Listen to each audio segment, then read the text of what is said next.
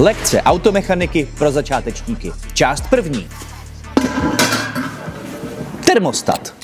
Když je motor studený, tak je termostat zavřený. To pomáhá cirkulaci chladící kapaliny v malém okruhu přes plášť, chladící systém a topení. Díky tomu se pak motor zahřívá mnohem rychleji. Jakmile teplota dosáhne správné hodnoty, termostat se otevře a cirkuluje přes velký okruh, kde se potom přes chladič následně ochladí. Pokud se termostat zasekne a bude furt zavřený, tak se váš motor bude přehřívat. Pokud se termostat zasekne v otevřené poloze, tak to naopak znamená, že motor se bude dlouho zahřívat a bude tak fungovat v nižších teplotách, což má za důsledek zvýšení spotřeby paliva a taky větší opotřebení motoru. Takže teď už víte, že pokud se váš motor dlouho zahřívá anebo vám skáče teplota motoru, tak by problém mohl být právě termostatu. Objednejte se k nám do autoservisu přes rezervační systém, který naleznete v bio profilu, a nezapomeňte nás sledovat, aby vám neunikly další tipy ze světa automobilů.